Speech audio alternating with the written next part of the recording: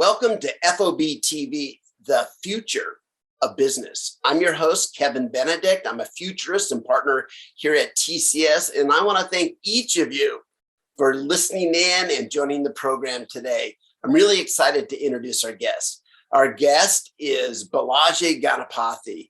He is the Chief Social Responsibility Officer here at TCS, where he champions access, equity, and inclusion through purpose, people, and technology. Balaji, thanks for joining us. Thank you, Kevin, and thanks for envisioning the future for us. Yes, and this is going to be a fascinating topic today because I've not been able to dive deep into the areas of corporate social responsibility with somebody that has the title of Chief Social Responsibility Officer. So we're going to have a lot of fun with that. So the title of this episode is "The Future is #social positive." What does that mean to you, Balaji? I mean, it's an evolution of my thinking in terms of where companies are, where society is today, and what sort of organizations are going to be successful, not just in creating profit for shareholders, but in this era of stakeholder capitalism, create prosperity for all stakeholders who are involved with them. That includes society as well. So in the past 10 years, every company has wanted to be a tech company, right? And in the recent past, in the recent year or two, every company has started to talk about being a purposeful organization, right? So I call this trend as purpose is the new tech. Where every tech company that wanted to be a tech company wants to be known as a purpose-driven company. Where does this go in your own words as a futurist? If I wear that hat on and look at what companies will be known for by 2050 or so, especially in the light of what's happening around activism around climate change and sustainability, it is very evident that the future of the enterprise is going to be carbon negative and social positive. Hence the hashtag social positive. Carbon negative so that with the tools and the resources that we have available today, we can create innovation that not only creates a carbon neutral impact on the environment, but go beyond that and come up with innovations that can feed or take away carbon from the environment, thereby being negative, having a negative footprint on the environment. But I think we are in an era where the S of ESG is also gaining more prominence, and rightly so. And therefore, companies are going to be asked and be responsible for creating positive impact on communities, hence the social positive. Very good. So before we kind of start peeling back the layers of the onions and getting into social responsibility issues at the corporate level, let me just get to know you a little bit. Where are you calling in from, Balaji, and what books are you reading or topics are you studying today? Thanks for asking that. I'm calling in from New Jersey. I live in a small town called White House Station out in the western part of central New Jersey. And I'm a very eclectic reader. I'm very conscious about what I feed my mind. So the kind of sources of information that I consume, I read a lot of business articles, magazines like Fortune and Forbes. At the same time, I'm interested in technology and the role that it has in society today. So MIT Sloan and a few of the journals from Yale and others. But at the same time, some of the great minds that have been associated with TCS, like Clay Christensen, also inspire me a lot. So in the recent days, I'm going back and rereading books like The Prosperity Paradox. That I don't know if the Innovator Dilemma is I think one of his most famous works, but he wrote a brilliant book a few years ago called The Prosperity Paradox, and that's what I'm mulling over these days. Thank you for sharing that.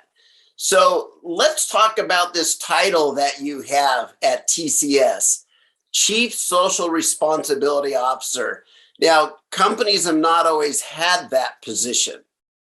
So talk to me about, what's your mandate for that role and how do you measure success? I think it's a testament to the Tata Group and TCS in the way in which we look at what we represent, right? So even if our purpose statement, which we have published last year, you would see that we are building greater futures through innovation and collective knowledge. And the three dimensions that we look at as part of a purpose is what are we doing for clients and businesses, what are we doing for employees, and what are we doing for communities. And to me, when I look at the power that TCS has and the resources that we have, making sure that what we are doing and creating as growth and transformation for customers and for employees gets translated to what we can create for the community. I think in a nutshell, that's what, I mean, more than anything, from a title perspective, that's what I see as my role to help bring TCS's purpose to life from a social impact perspective. So how do you measure how successful your efforts are in that area? Um, yeah, this is not all kumbaya and feeling good about things. I think that comes as part of the work that you do. I mean, this is certainly a space where you can find that ikigai, right? The intersection of loving what you do, being paid for it, being good at it, and deriving satisfaction from it, work being purposeful. So this is exactly at that intersection point. But the measurement is based on how we are fulfilling our role in society as a large organization that we are today. We're a $25 billion organization, 600,000 employees, a footprint across almost 50 countries, and our ambition to grow to 50 billion in the next few years means that we are going to be one of the top companies in the world, not just a top technology company, right? So the impact that we create in the world has to be proportionate to that. So instead of spreading ourselves thin, in the recent past, we have looked at a few areas where we can make the most impact, and preferably at the intersection of what we are good at, what society needs, and what we can actually provide through the what I call the 4 Cs, which is the 4 forms of capital: intellectual capital, technology capital, human capital, and financial capital.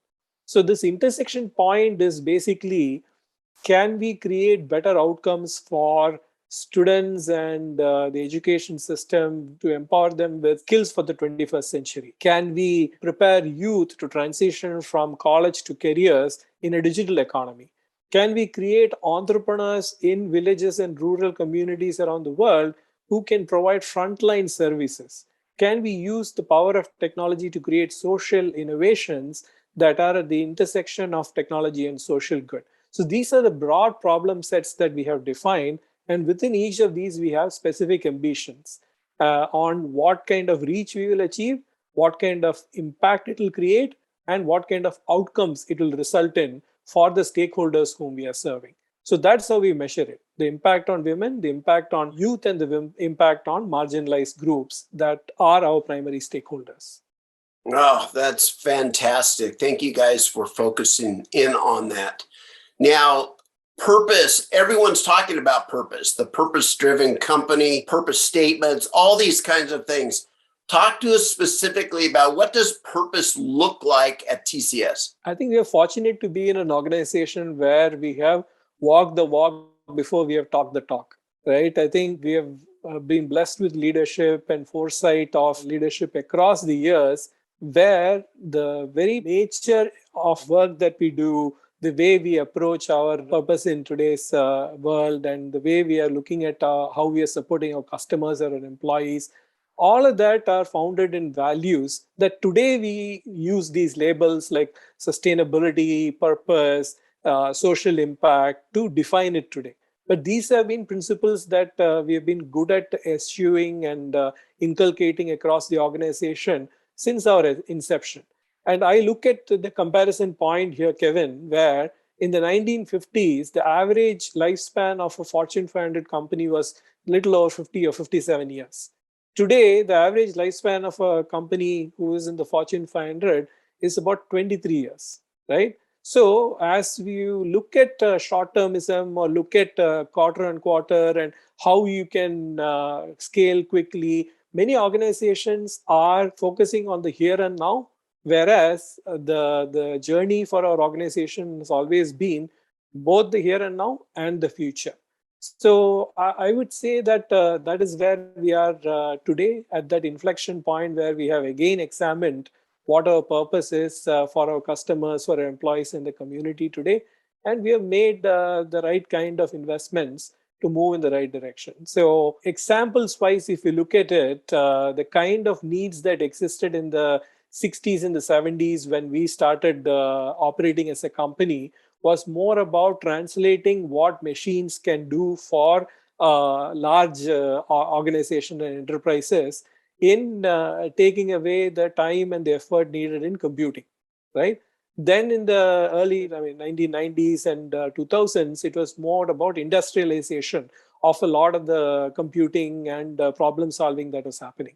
Then in the 2000s and the early 2010s was about bringing enterprises together so that they have one view, they are able to make better decisions, they are to be able to be more cohesive, right? And today, organizations are on a journey where they are understanding that the consumer, the end consumer, and what they want to fulfill as their purpose is what they should be organizing themselves and their organizations in. And technology has played a role in each of those, right? Digital has played a role in each of these. And in today's context, I think we are well positioned. And the way we are defining our purpose is very much customer centric and looking at what their needs are, what their end consumer needs are, and participating in that. So how does a large company the size of TCS with a global reach, 600,000 plus employees, how does TCS navigate through controversial topics? Because there's so many different needs around the world that can be a focus of activists, of politicians and other things. So when you look at this plethora of different social needs, how does a company the size of TCS navigate through that, stay true to their purpose, and define what they're willing to back publicly? I think at times it is very easy because of that rich legacy that we have and the amount of involvement of our most senior executives and our board in decision making. I think over the years, there is a very clear understanding of what we stand for, right? So the challenge many organizations face is that in the absence of efforts that are well entrenched and multi-year and multi-dimensional in nature, they have to be reactive to what is happening. Thankfully, for an organization like ours, we have a legacy where we have already been working on issues that are of social importance in the countries where we live and work. And all we need to do is to listen more to the stakeholders that are our most important stakeholders and make them as part of the decision-making process of what we are doing and help them understand how the work that we are doing leads to social change. Take, for example, the whole social justice movement that has gained a lot of prominence in the last couple of years. I mean, this has been in the works for years. I mean, there have been activists, there have been people who have dedicated their lives. Whole generations have worked in this space, but there was a tipping point that was reached, and that led to a lot of outpouring of support from companies and the likes of celebrities, etc.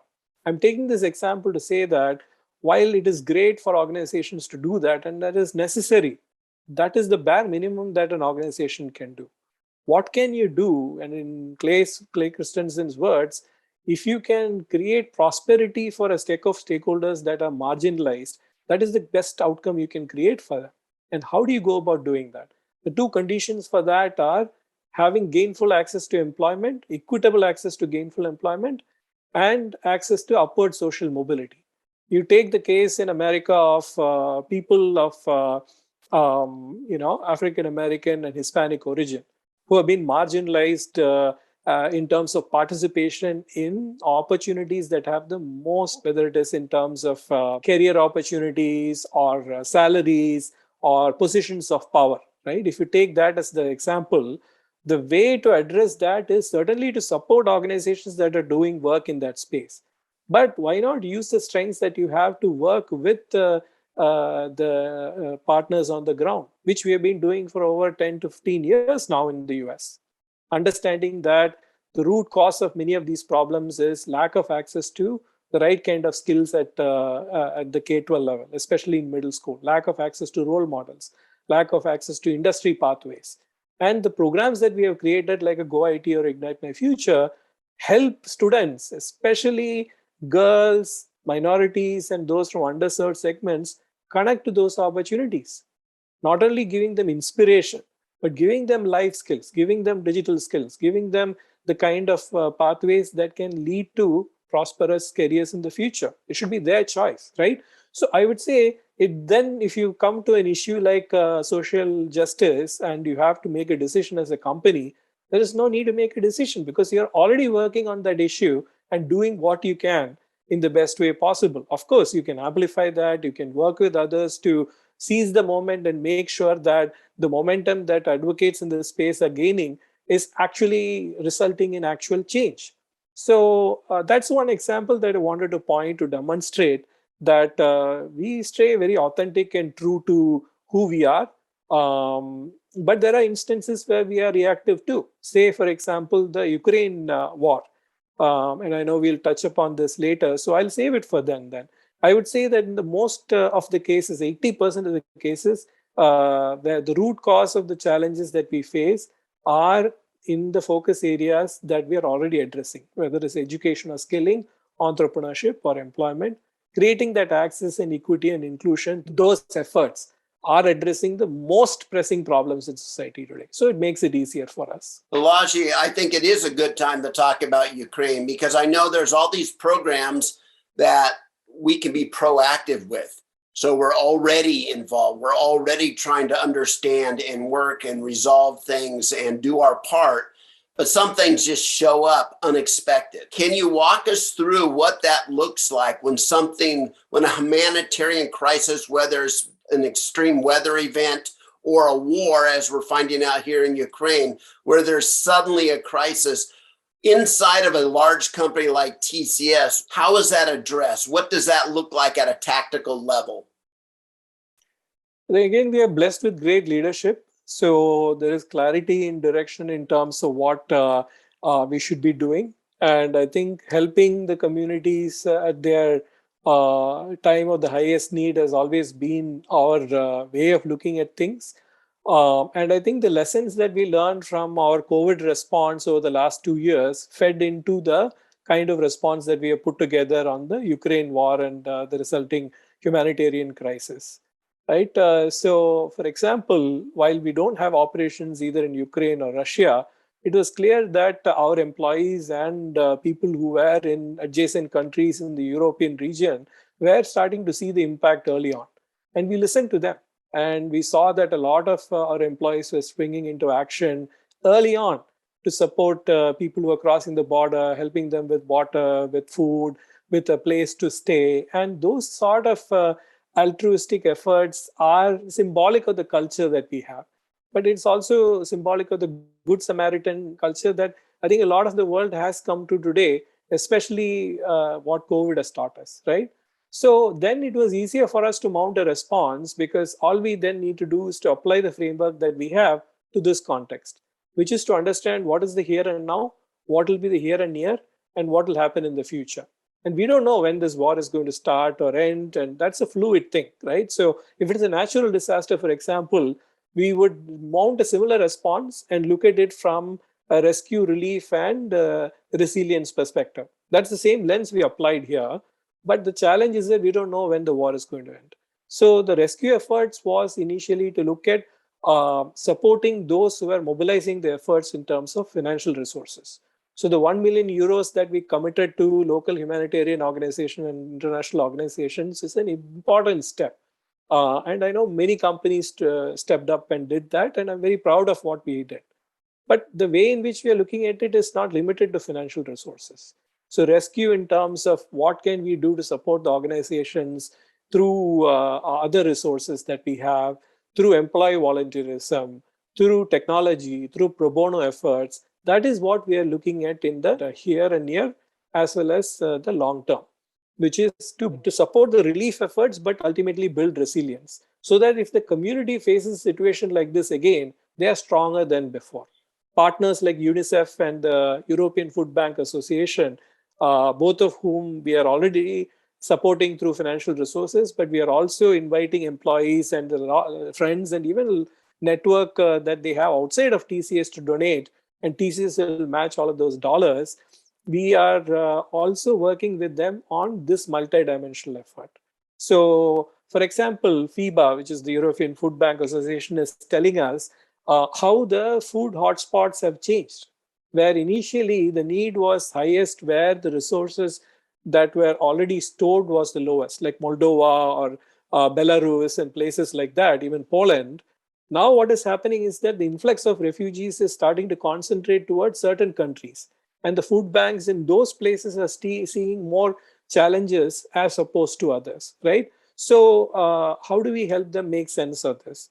Can we use design thinking, or can we use the power of data and analytics? And these are the conversations that we are starting to have with them, so that as we move from the rescue to the relief and relief to the resilience stages, we can start to bring more and more of what we can offer and introduce them to other partners who can do the same. Balaji, thanks for sharing all of that, because it's unusual for a large company like TCS to pull back the curtains and say, how do you approach these big global crises? So thank you for sharing the kind of the insight and strategy.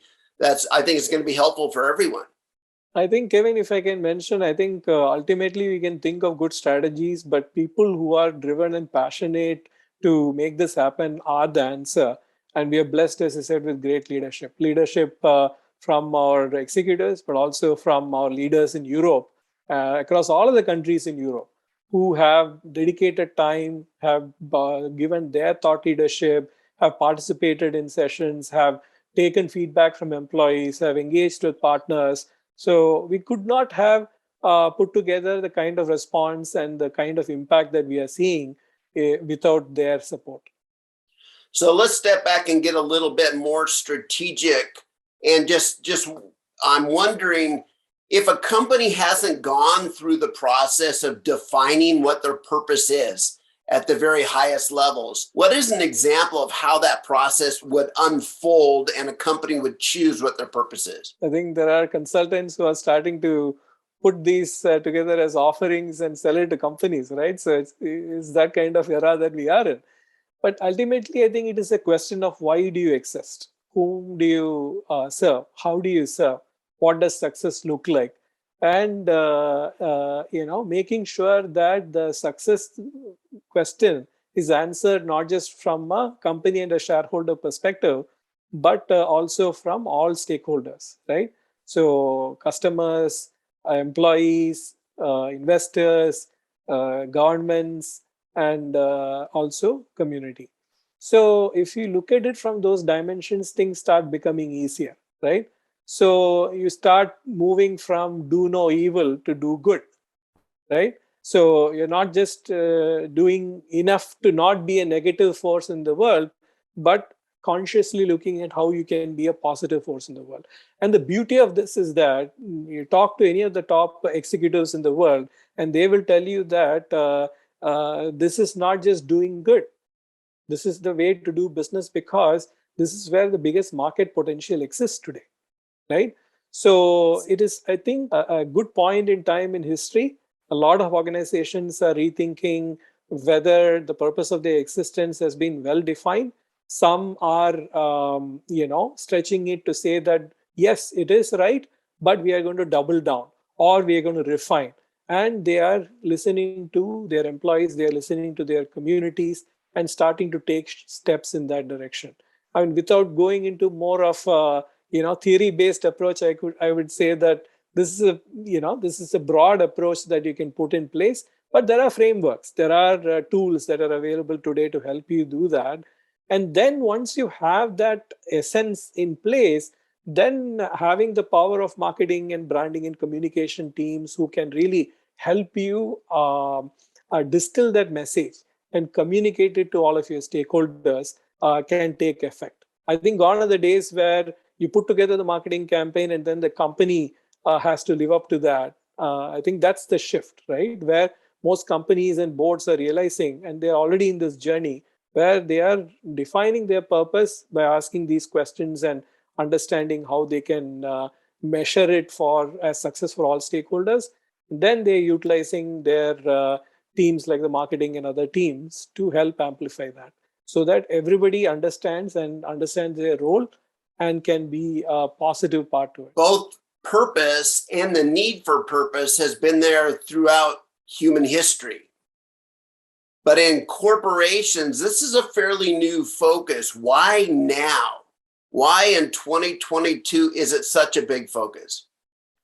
I think this was brewing for quite some time, but it is, I think, at a point where some of the inequities that have emerged in society are too large to just, stay under the radar, right?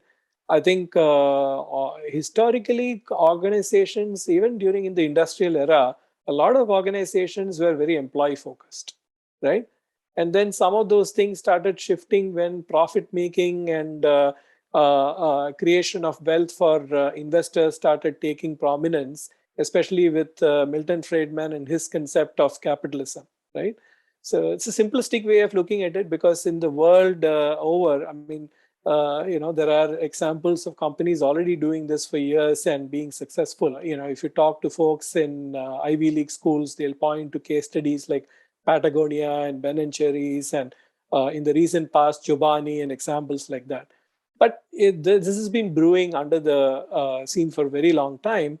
And the inflection of point has been the pandemic, as well as, I would say, consumer activism to a much larger extent. Okay. So social activism was starting to grow up. It started with the Arab crisis, and then things that happened in Syria and thereafter, and then spilled into other areas around social justice and whatnot. But translating some of that from voice to action meant that consumers are starting to vote with their wallet, right? And once it started becoming very clear that whom you are sourcing from, whom you are serving, where you're buying your products from, whom you're working with, all of these started getting asked as questions, not just inside the boardroom, but in the public.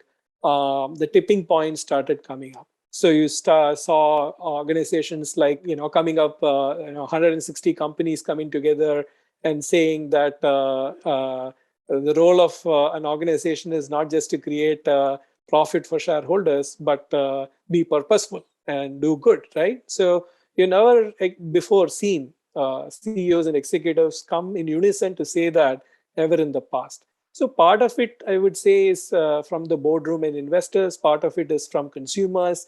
Part of it from society in general. If you look at the Edelman Trust Barometer and what it says in the last few years, the most trusted organization or entity in the world is not the government, it is not media, but actually companies. So the expectation from society that companies have a role to play and they can step up has increased. And some of that has happened, as you asked earlier, through activism and taking a stand on things. But more and more, it has become core to what your business looks like.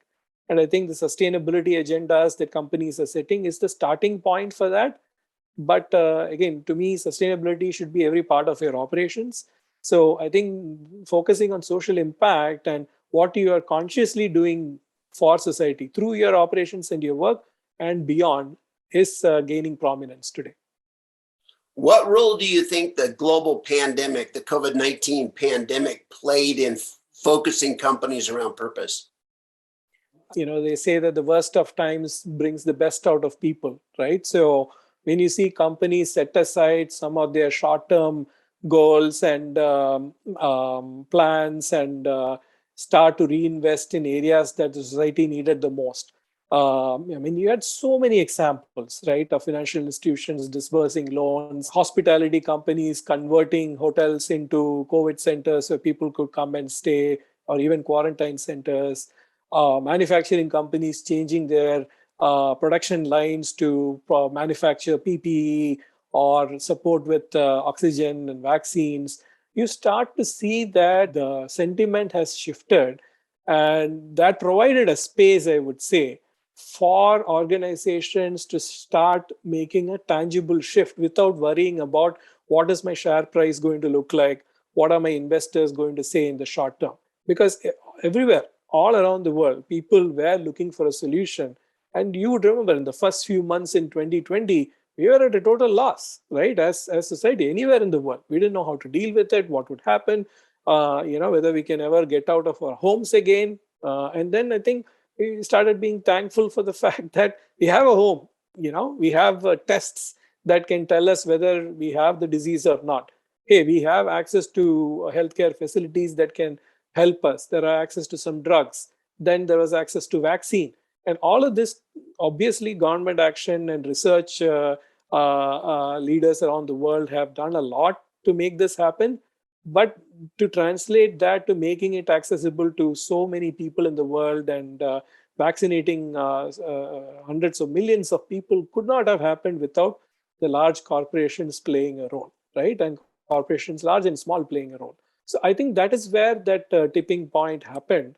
And I am hoping that that provides enough room where companies can say that, okay, we're going to double down on this and not go back to short-termism, but use this as the launch pad for our long-termism.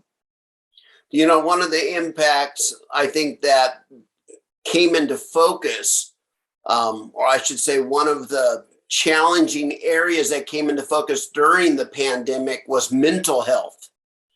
And I know TCS, because I work at TCS like you do, I saw a lot of attention paid different ways that we can handle anxiety, handle stress, just to care for ourselves. So this seems to be a big area that TCS is focused on. There's a two-part question here. What are you seeing out there around this focus on mental health? And why is it so focused on today? And second, how do you then create a culture and a purpose in a company that has such a distributed workforce around the world?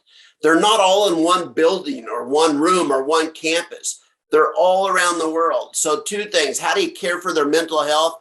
And two, how do you develop a culture of purpose in a global company? The first one I would say is relatively easier because recognizing the need early on, our organization put together the right kind of team and resources.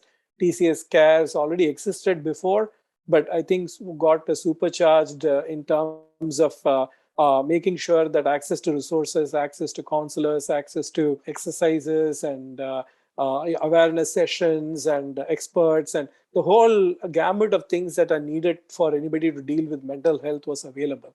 And that still continues, and that's so important.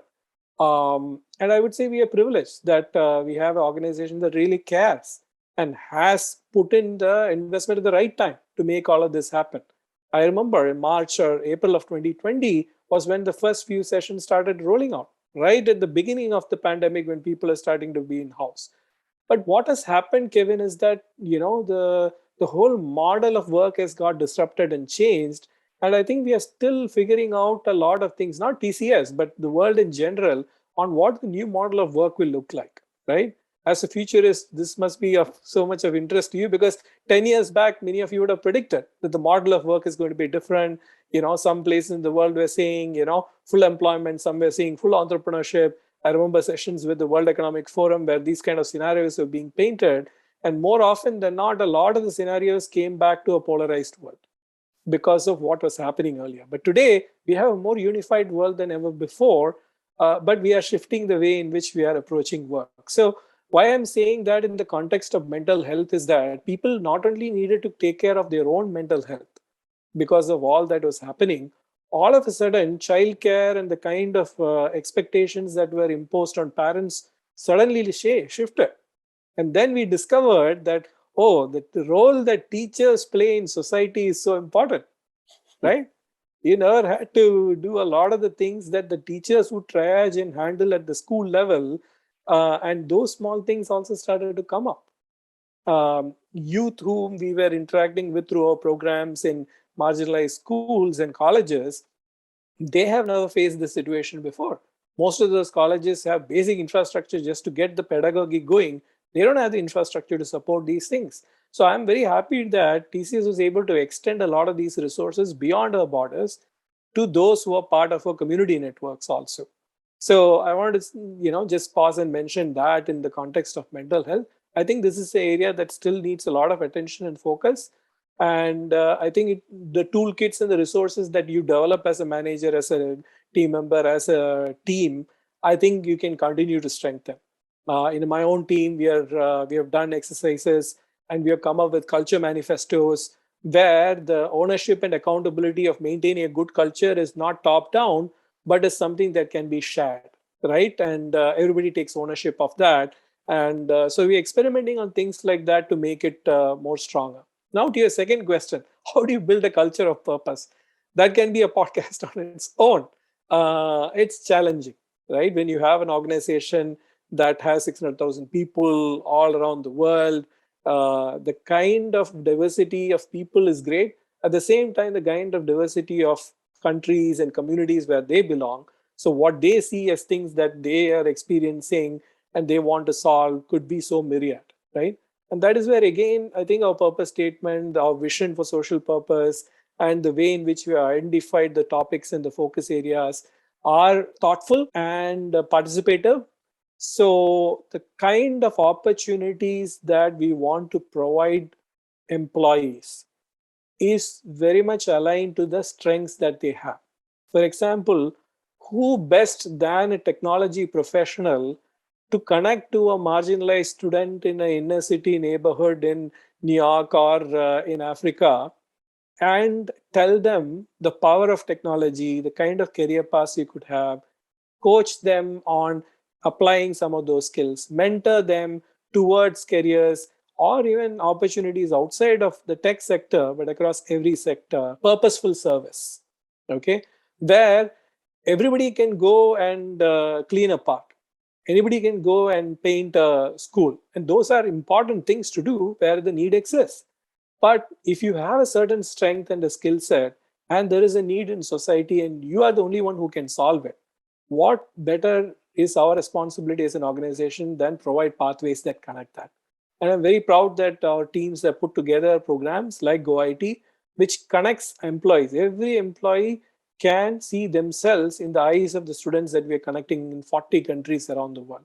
Marginalized students who are, if given the opportunity, can move from being consumers of technology to creators and innovators.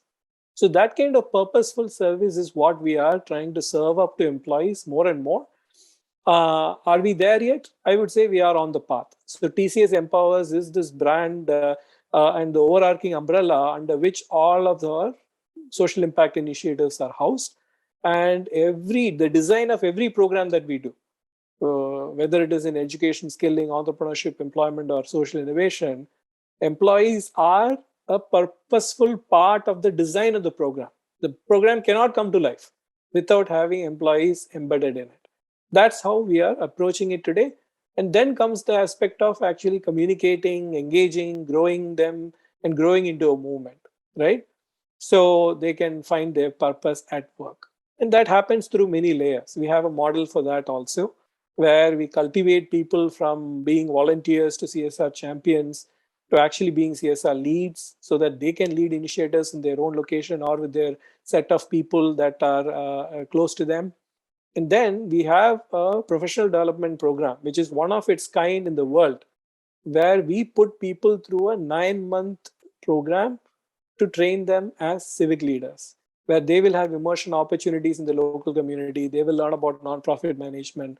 They will learn about the theory of change and social impact concepts so that tomorrow they can be a local civic leader. They can participate in what's happening at their school boards, in their local communities, and help advocate a way of change that is positive for the world. Wow, that's a long list. And thank you for sharing that. I love it. I love it. I wasn't even aware, and I work here. So, you're pulling back the curtains and revealing all kinds of programs that are just fantastic. So thanks for sharing that. So as we get close to the finish here, let me just ask you to put on your futurist hat. And if you look at the role of, the chief social responsibility officer, how do you think that role will evolve over the next 5 years? I think there will be opportunity in the immediate future to partner with efforts that are going on in the D&I space, the ESG space, sustainability, and so on. Because all of these are interlinked in some way or shape or form. And where I see social impact officers, a chief social responsibility officer, whatever nomenclature you use, that's beside the point. It is the representation of the best of what a company has to offer for the community beyond business, right? It's as simple as that. And so where I see that evolving is to really think of the community as your customer, right? So this is something that I am cultivating with our team, and we are working deeply on that. Think of ourselves as a business unit. Think of the community as our customers and the stakeholders that we have identified as the personas that we are serving. What kind of journey that should we be taking them on? How can we use design thinking to solve some of those problems and identify the touch points? And then how do we then bring the best of our organization in the form of intellectual technology, human capital, access to contextual knowledge, knowledge of markets, knowledge of domains, all of these, and then bring this together to create huge positive impact where in 5 years or 10 years, a problem should not exist anymore because TCS has worked on it or a large organization has worked along with civic society and the development sector and governments to resolve it, right? That is the kind of impact I think we can make. I don't know if in 5 years we'll have plenty of those examples in the world at large, but that's where I think there will be a lot more of shift going towards. From a reporting perspective, investors and boards are going to ask for more of ESG metrics.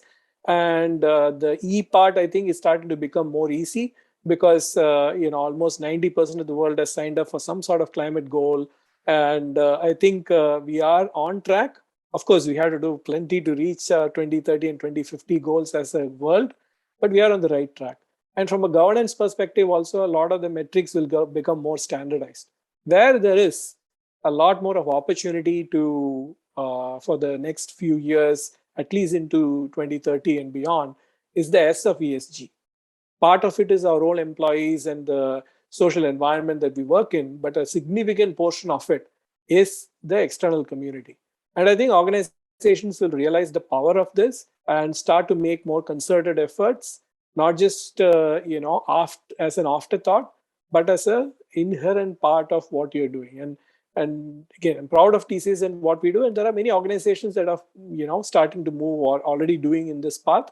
But I think that will accelerate significantly in the next few years. So it's a good time. Yeah, and Balaji, as we're wrapping this up, if listeners of the program today would like to contribute to the organizations working to alleviate the Ukraine humanitarian disaster that's happening out there, how might they be able to participate? So in the short term, the efforts that we are doing to basically match the donations from employees, friends, and their network is still going on till May 31st. So they can go to on.tcs.com/UNICEF or on.tcs.com/FEBA, that's FEBA. And the donations made through those two links will be 100% matched by TCS. That's in the short term. But certainly, I would love to welcome you and others who are your listeners to participate in the relief and the resilience efforts that we are mounting, both in Europe and beyond. We'll be sharing more details of that, and happy to have anybody who wants to participate join us and support our efforts. Thank you for that. We'll put the links to both those organizations that you can contribute to get matching funds. Will be in the comments section below. I want to thank you for joining us today. Balaji, thank you so much for everything that you've shared with us, the insight, your experiences, etc. Thank you so much for joining us today. It's been a pleasure, Kevin. Thank you. And thank you for what you do.